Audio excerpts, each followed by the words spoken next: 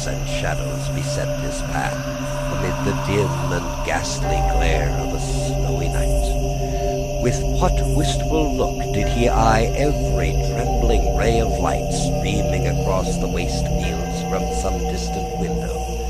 How often was he appalled by some shrub covered with snow which, like a sheeted spectre, beset his very path! How often did he shrink with curdling awe at the sound of his own steps on the frosty crust beneath his feet, and dread to look over his shoulder lest he should behold some uncouth being trapping close behind him! And how often was he thrown into complete dismay by some rushing blast, howling among the trees, in the idea that it was the galloping Hessian of one of his nightly scalpings. All these, however, were mere terrors of the night, phantoms of the mind that walk in darkness. And though he had seen many spectres in his time, and had been more than once beset by Satan in divers shapes in his lonely perambulations, yet daylight put an end to all these evils, and he would have passed a pleasant life of it, in spite of the devil and all his works, if his path had not been crossed by a being that causes more perplexity to mortal man than ghosts, goblins, and the whole race of witches put together, and that was among the musical disciples who assembled one evening each week to receive his instructions in psalmody was Katrina van Tassel, the daughter and only child of a substantial Dutch farmer. She was a blooming lass of fresh 18, plump as a partridge, ripe and melting and rosy-cheeked as one of her father's peaches, and universally famed not merely for her beauty, but her vast expectations. She was, withal, a little of a coquette, as might be perceived even in her dress, which was a mixture of ancient and modern fashions, as most suited to set off her charms. She wore the ornaments of pure yellow gold which her great-great-grandmother had brought over from Sardam, the tempting stomacher of the olden time, and withal a provokingly short petticoat to display the prettiest foot and ankle in the country round. Ichabod Crane had a soft and foolish heart towards the sex, and it is not to be wondered that so tempting a morsel soon found favor in his eyes, more especially after he had visited her in her paternal mansion. Old Baltus von Tassel was a perfect picture of a thriving, contented, liberal-hearted farmer. He seldom in his youth sent either his eyes or his thoughts beyond the boundaries of his own farm, but within those everything was snug, happy, and well-conditioned. He was satisfied with his wealth, but not proud of it, and piqued himself upon the hearty abundance rather than the style of his stronghold was situated on the banks of the Hudson, in one of those green, sheltered, fertile nooks in which the Dutch farmers are so fond of nestling. A great elm tree had spread its broad branches over it. At the foot of it bubbled up a spring of the softest and sweetest water in a little well formed of a barrel, and then stole sparkling away through the grass to a neighboring brook that babbled among the alders and dwarf willows. Hard by the farmhouse was a vast barn that might have served for a church, every window and crevice of which seemed bursting forth with the treasures of the farm. The flail was busily resounding within it from morning till night. Swallows and larks skimmed, twittering about the eaves, and rows of pigeons, some with one eye turned up as if watching the weather, some with their heads under their wings or buried in their bosoms, and others swelling and cooing and bowing about their dames, were enjoying the sunshine on the roof. Sleek, unwieldy porkers were grunting in the repose and abundance of their pens, from which sallied forth now and then troops of sucking pigs as if to snuff the air. A stately squadron of snowy geese were riding in an adjoining pond, convoying whole fleets of ducks, regiments of turkeys were gobbling through the farmyard, and guinea fowls fretting about it, like ill-tempered housewives with their peevish, discontented cry. Before the barn door strutted the gallant cock, that pattern of a husband, a warrior, and a fine gentleman, clapping his burnished wings and crowing in the pride and gladness of his heart, sometimes tearing up the earth with his feet, and then generously calling his ever-hungry family of wives and children to enjoy the rich morsel which he had discovered. The pedagogue's mouth watered as he looked upon this sumptuous promise of luxurious winter fare. In his devouring mind's eye he pictured to himself every roasting pig running about with a pudding in his belly and an apple in his mouth. The pigeons were snugly put to bed in a comfortable pie and tucked in with a coverlet of crust. The geese were swimming in their own gravy, and the ducks pairing cosily in dishes, like snug married couples with a decent competency of onion sauce. In the porkers he saw carved out the future's sleek side of bacon and juicy, relishing ham. Not a turkey, but he beheld daintily trussed up with its gizzard under its wing, and peradventure a necklace of savory sausages, and even bright Chanticleer himself lay sprawling on his back in a side dish, with uplifted claws as if craving that quarter which his chivalrous spirit disdained to ask while living. As the enraptured Ichabod fancied all this, and as he rolled his great green eyes over the fat meadowlands, the rich fields of wheat, of rye, of buckwheat, and Indian corn, and the orchards burdened with ruddy fruit which surrounded the warm tenement of Van Tassel, his heart yearned after the damsel who was to inherit these domains, and his imagination expanded with the idea how they might be readily turned into cash, and the money invested in immense tracts of wild land and shingle palaces in the wilderness. Nay, his busy fancy already realized his hopes, and presented to him the blooming Katrina, with a whole family of children mounted on top of the wagon, loaded with household trumpery, with pots and kettles dangling beneath, and he beheld himself astride a pacing mare with a colt at her heels, setting out for Kentucky, Tennessee, or the Lord knows where. When he entered the house, the conquest of his heart was complete. It was one of those spacious farmhouses with high-ridged but lowly sloping roofs, built in the style handed down from the first Dutch settlers, the low projecting eaves forming a piazza along the front, capable of being closed up in bad weather. Under this were hung flails, harness, various utensils of husbandry, and nets for fishing in the neighboring river. Benches were built along the sides for summer use, and a great spinning wheel at one end and a churn at the other showed the various uses to which this important porch might be devoted. From this piazza the wondering Ichabod entered the hall which formed the center of the mansion, and the place of usual residence. Here rows of resplendent pewter, ranged on a long dresser, dazzled his eyes. In one corner hung a huge bag of wool ready to be spun. In another, a quantity of linsey-woolsey just from the loom.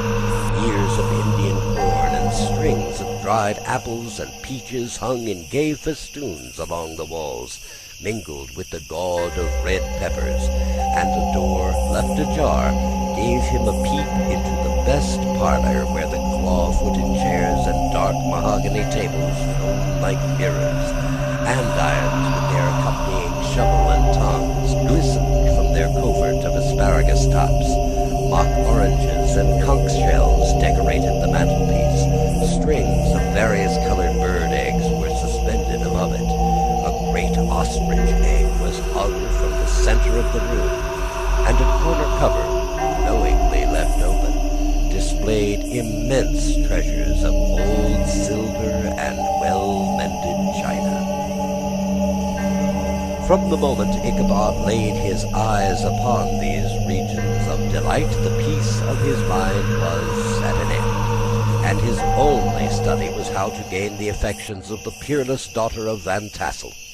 In this enterprise, however, he had more real difficulties than generally fell to the lot of a knight-errant of yore, who seldom had anything but giants, enchanters, fiery dragons, and such like easily conquered adversaries to contend with, and had to make his way merely through gates of iron and brass and walls of adamant to the castle keep, where the lady of his heart was confined.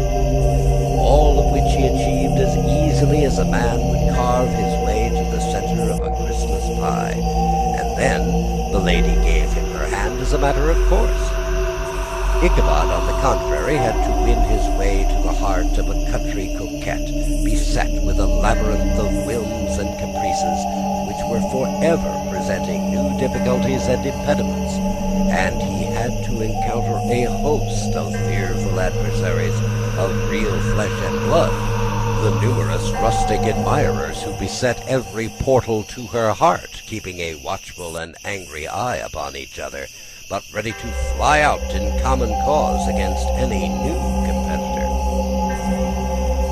Among these, the most formidable was a burly, roaring, roistering blade of the name of Abraham, or, according to the Dutch abbreviation, Brom van Brunt, the hero of the country round, which rang with his feats of strength and hardihood. He was broad-shouldered and double-jointed, with short, curly black hair and a bluff, but not unpleasant countenance, having a mingled air of fun and arrogance. From his Herculean frame and great powers of limb, he had received the nickname Brom Bones, by which he was universally known. He was famed for great knowledge and skill in horsemanship, being as dexterous on horseback as a Tartar. He was foremost at all races and cockfights, and with the ascendancy which bodily strength always acquires in rustic life, he was the umpire in all disputes, setting his hat on one side and giving his decisions with an air and tone that admitted to no gainsay or appeal. He was always ready for either a fight or a frolic, but had more mischief than ill will in his composition, and with all his overbearing roughness there was a strong dash of waggish good humor at bottom. He had 3 or 4 boon companions who regarded him as their model, and at the head of whom he scoured the country, attending every scene of feud or merriment for miles around. In cold weather he was distinguished by a fur cap, surmounted with a flaunting fox's tail, and when the folks at a country gathering descried this well-known crest at a distance, whisking about among the squad of hard riders, they always stood by for a squall. Sometimes his crew would be heard dashing along past farmhouses at midnight, with whoop and halloo like a troop of Don Cossacks, and the old dames, startled out of their sleep, listened for a moment till the hurry-scurry had clattered by, and then exclaimed, "Aye, there goes Brom Bones and his gang." The neighbors looked upon him with a mixture of awe, admiration, and goodwill, and when any madcap prank or rustic brawl occurred in the vicinity, they always shook their heads and warranted Brom Bones was at the bottom of it. This rantipole hero had for some time singled out the blooming Katrina for the object of his uncouth gallantries, and though his amorous toyings were something like the gentle caresses and endearments of the fair, yet it was whispered that she did not altogether discourage his hopes. Certain it is, his advances were signals for rival candidates to retire, who felt no inclination to cross a lion in his amours, insomuch that when his horse was seen tied to Van Tassel's paling on a Sunday night, a sure sign that his master was courting, or, as it is termed, sparking within, all other suitors passed by in despair, and carried the war to other quarters. Such was the formidable rival with whom Ichabod Crane had to contend, and, considering all things, a stouter man than he would have shrunk from the competition, and a wiser man would have despaired. He had, however, a happy mixture of pliability and perseverance in his nature. He was in form and spirit like a supple jack, yielding but tough. Though he bent, he never broke, and though he bowed beneath the slightest pressure, yet, the moment it was away, jerk, he was erect, and carried his head as high as ever. To have taken the field openly against his rival would have been madness, for he was not a man to be thwarted in his amours any more than that stormy lover Achilles. Ichabod, therefore, made his advances in a quiet and gently insinuating manner. Under cover of his character of singing master, he made frequent visits at the farmhouse. Not that he had anything to apprehend from the meddlesome interference of parents, which is so often a stumbling block in the path of lovers. Balt Van Tassel was an easy, indulgent soul. He loved his daughter better than his pipe, and, like a reasonable man and an excellent father, let her have her way in everything. His notable little wife, too, had enough to do to attend to her housekeeping and manage her poultry, for, as she sagely observed, ducks and geese are foolish things and must be looked after, but girls can take care of themselves. Thus, while the busy dame bustled about the house or plied her spinning wheel at the one end of the piazza, honest Walt would sit smoking his pipe at the other, watching the achievements of a little wooden warrior who, armed with a sword in each hand, was most valiantly fighting in the wind in the pinnacle of the barn. In the meantime, Ichabod would carry on his suit with the daughter by the side of the spring under the great elm, or sauntering along in the twilight, that hour so favorable to the lover's eloquence. I profess not to know how women's hearts are wooed and won. To me they have always been matters of riddle and admiration. Some seem to have but one vulnerable point or door of access, while others have 1,000 avenues, and may be captured in 1,000 different ways. It is a great triumph of skill to gain the former, but a still greater proof of generalship to maintain possession of the latter. For a man must battle for his fortress at every door and window. He who wins 1,000 common hearts is therefore entitled to some renown, but he who keeps undisputed sway over the heart of a coquette is indeed a hero. Certain it is, this was not the case with the redoubtable Brom Bones, and from the moment Ichabod Crane made his advances, the interests of the former evidently declined. His horse was no longer seen tied to the palings on Saturday nights, and a deadly feud gradually arose between him and the preceptor of Sleepy Hollow. Brom, who had a degree of rough chivalry in his nature, would fain have carried matters to open warfare and have settled their pretensions to the lady, according to the mode of those most concise and simple reasoners, the knights errant of yore, by single combat. But Ichabod was too conscious of the superior might of his adversary to enter the lists against him. He had overheard a boast of Bones that he would double the schoolmaster up and lay him on a shelf of his own schoolhouse, and he was too wary to give him an opportunity. There was something extremely provoking in this obstinately pacific system. It left Brom no alternative but to draw upon the funds of rustic waggery in his disposition, and to play off boorish practical jokes upon his rival. Ichabod became the object of whimsical persecution to Bones and his gang of rough riders. They harried his hitherto peaceful domains, smoked out the singing school by stopping up the chimney, broke into the schoolhouse at night in spite of its formidable fastenings of withe and window stakes, and turned everything topsy-turvy so that the poor schoolmaster began to think all the witches in the country held their meetings there. But what was still more annoying, Brom took all the opportunities of turning him into ridicule in the presence of his mistress, and a scoundrel dog whom he taught to whine in the most ludicrous manner and introduced as a rival of Ichabod's to instruct her in psalmody. In this way matters went on for some time, without producing any material effect on the relative situations of the contending powers. On a fine autumnal afternoon, Ichabod, in pensive mood, sat enthroned on the lofty stool from whence he usually watched